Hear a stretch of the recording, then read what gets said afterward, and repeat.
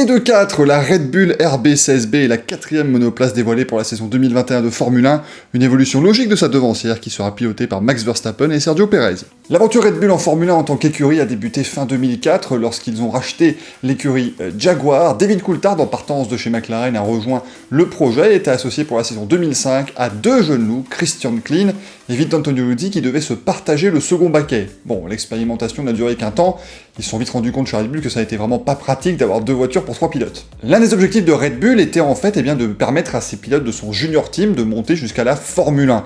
Et avec l'acquisition fin 2005 de Minardi pour en faire Toro Rosso, l'équipe avait du coup 4 voitures sur la grille, ce qui permettait de mettre les jeunes loups chez Toro Rosso, et en 2007 et en 2008, on retrouvait les vétérans David Coulthard et Mark Webber au sein de l'écurie mère. Pendant ce temps-là, des pilotes comme Sebastian Vettel se faisaient la main chez Toro Rosso. C'est en 2009 que Red Bull va véritablement prendre un tournant et changer totalement le cours de son histoire, puisque Sebastian Vettel remplace David Coulthard, parti à la retraite, et pour la première fois de son histoire, Red Bull n'est plus condamné à jouer en milieu de tableau. La nouvelle réglementation aérodynamique permet à Adrian Newey de laisser parler son génie, et la RB5 est clairement une monoplace de pointe. L'écurie remporte son premier succès en Chine, avec d'ailleurs un doublé, Sebastian Vettel devant Mark Webber, et ils vont terminer, Vettel tout comme Red Bull, au second rang des championnats, derrière Jenson Button, champion du monde des pilotes, et Braun Grand Prix, championne du monde des constructeurs. De 2010 à 2013, Red Bull domine absolument la Formule 1 avec son duo composé donc de Sebastian Vettel et de Mark Webber.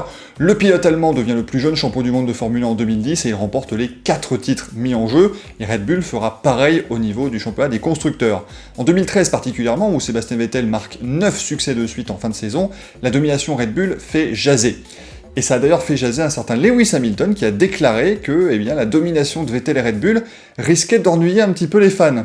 Ouais, c'était en 2013. En 2014, et pour la première fois, Red Bull n'aligne que des pilotes issus de son académie de jeunes pilotes, puisque Daniel Ricciardo remplace Mark Webber, lui aussi parti à la retraite.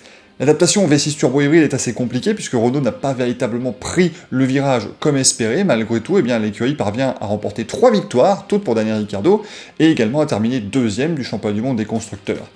Malheureusement, tout cela ne sera pas suffisant pour empêcher Sebastian Vettel de partir vers Ferrari à la fin de l'année. Un autre tournant pour cette équipe est arrivé en 2016, à Barcelone précisément, puisque c'est ce jour-là que Max Verstappen a remplacé Daniel Ricciardo chez Red Bull et qu'il a remporté son premier Grand Prix disputé au sein de la grande équipe Red Bull.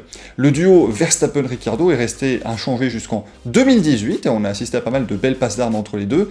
Depuis, puisque Ricciardo est parti fin 2018 vers Renault, c'est Verstappen qui doit un petit peu porter à bout de bras une écurie qui semble maintenant être la seule alternative crédible à la domination Mercedes qui dure, on vous le rappelle, depuis 2014, ça fait 14 titres mondiaux pilotes et constructeurs réunis. La Red Bull RB16B présentée ce midi est logiquement une évolution de sa devancière qui a remporté le dernier Grand Prix de la saison à Abu Dhabi avec Max Verstappen au volant. Sur les 4 monoplaces dévoilées pour le moment, c'est clairement celle qui présente le moins de différence à l'œil nu par rapport à la voiture précédente. C'est dans les détails qu'on peut retrouver effectivement les plus de modifications, on voit vraiment qu'on a poussé à l'extrême tous les concepts développés depuis l'arrivée des nouvelles monoplaces en 2017.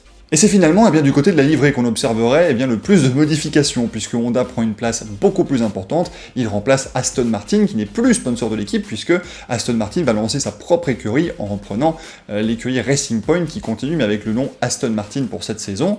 Du coup, Aston Martin est parti, Honda se montre en un peu plus imposant, mais Honda va également partir à la fin de l'année, c'est la dernière saison du V6 turbo hybride japonais, qui sera repris en charge l'an prochain par Red Bull en interne. Le plus grand changement finalement dans l'équipe Red Bull cette année, c'est évidemment l'arrivée de Sergio Perez qui va faire équipe avec Max Verstappen. Le Mexicain, c'est le premier pilote à ne pas faire partie de l'académie Red Bull depuis Mark Webber, dont je vous ai parlé un petit peu plus tôt. Désormais vainqueur en Grand Prix, Sergio Perez ne compte évidemment pas faire de la figuration aux côtés de Max Verstappen, et leur duo pourrait permettre à l'équipe de se rapprocher au championnat des constructeurs de Mercedes qui domine depuis bien longtemps maintenant. Les objectifs sont très clairs du côté de Red Bull comme du côté de Honda, on souhaite terminer cette collaboration plutôt fructueuse par des titres mondiaux.